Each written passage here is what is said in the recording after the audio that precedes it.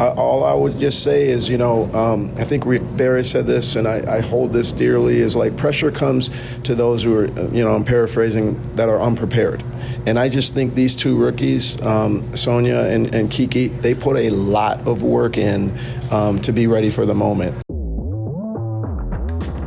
With Sydney Johnson here at Eagle Bank Arena after the Mystics, probably a little for you, too thrilling win over the Chicago Sky. I want to start a little broader, though. We've talked a lot about sisterhood, and so this might be a little bit of a different question, but like, you're a male coach, coaching in women's sports, preaching sisterhood.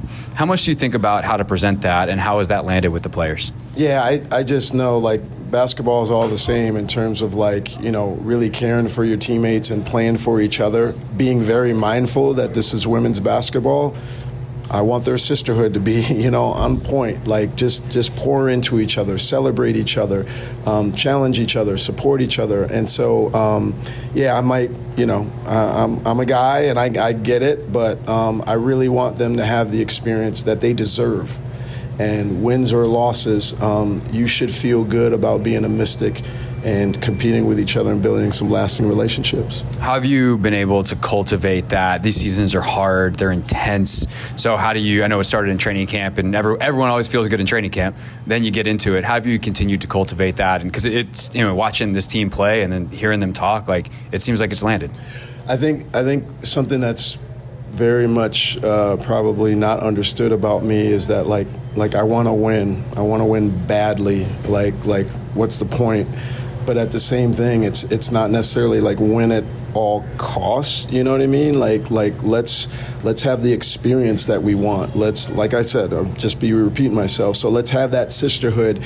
And oh, by the way, when you have it and it's authentic, like, you're in a better position to win games. You know right. what I mean? The dirty secret is it actually does help you do the winning. That's it. So it's not about not prioritizing winning, but it's like we want to go about this thing a certain way, day in and day out.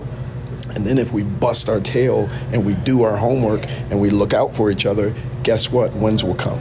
Sydney Johnson with us here on the Hoffman Show. The battle between Angel and Shakira, very, very intense. And Shakira, obviously, she's pretty intense in general. How do you try to keep her, it's not, I don't want to say like in between the lines, but like making sure that emotion is channeled in a way that is productive and doesn't get sidetracked into defeating herself? Yeah, I'm putting a jinx and the whammy on me right now because I actually think I've been able to coach, like, she's really good with that so far, you know what I mean? Like, she competes, she lets the refs know a little bit of something, and she lets the other team know something, but she reels it in pretty well, pretty effectively. I do think every now and then I might rest her, let her come out and let her cool her head, but I've been very impressed with how she goes about it, and I think for me, as long as she's playing hard, she's allowing the game to come to her and play through her, I have no issues because I want her to compete. I want her to stand her ground, and she's done a very good job of that so far.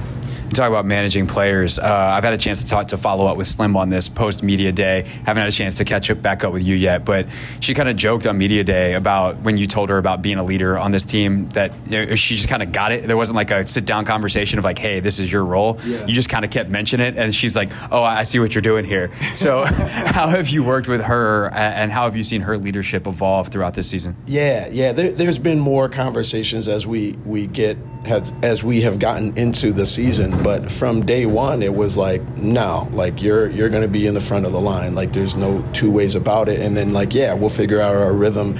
And we have, there's things that she's asked me for more or different. I've done the same. But ultimately, you see a game like today where we're in an absolute dogfight and we're challenged to play the right way, make the right passes, also be aggressive, manage our emotions. And Slim was right there, at the front of the pack. And so that's what I'm asking from her. I think points and assists and accolades will come, and they should. But when we can rely on her in the toughest moments, that's got leadership written all over it. Sydney Johnson with us, head coach of the Washington Mystics, of course, on the Hoffman Show. Your two All-Stars, ask about them real quick before we say goodbye for the day. Sony, I think it's actually, today's a perfect example. She's got 13 points, 8 rebounds, and there's also these long stretches where it feels like she's not involved, and yet you look at the box score afterwards, she's got 11 shots. It's second most on the team. Yeah. So how do you manage her as not so much as the personality, but as the player to know, like, she's incredibly impactful. We want to get her involved, but also she's going to make sure that she's involved with the things that she does. Like, how do you walk that line as a coach? It's not an easy one because she's so selfless, like, to be honest. Like, she's just thinking, like, if a shot comes to her, she's taking it. If not, if there's even one thought of like a contest or something, like, she's off of it and trying to find somebody else. Like, she's just so mindful. So we have to intentionally draw up a few more things to get her involved, but that's kind of on the offensive end. She is a ball mover. Defensively, she does so much, like, it's ridiculous. So it's hard to say, even with 11 shots, which is not bad, but defensively, she's so involved in everything. And then her emotional stability, that's a big part of this game. She's so even, so professional. So it's we're blessed, and I'm really pleased for her to get the nod from the coaches because she's very well deserving. Yeah, I could tell she was really upset with the call today because she like shrugged her shoulders and gave a half an eye roll, and I was like, oh my God, she must be really ticked. As far as Kiki, you guys, but I mean, really for both of them though, I think that was something that struck me watching earlier in the year. It's like, if they don't score, you don't have a chance. Yeah. To put that on rookies, and for Kiki and Sonia to an extent to embrace that, what's that been like to coach? Yeah, and I think that was somewhat true early. As Shakira was working back in, and Slim's kind of been there all season long for us scoring wise. But you're right that the two of them give us the best chance, especially when we can spread it around with all four of them, and you got to do that against good teams anyway. So there's some weight there. All I would just say is, I think Rick Barry said this, and I hold this dearly, is like, pressure comes to those who are, I'm paraphrasing, that are unprepared.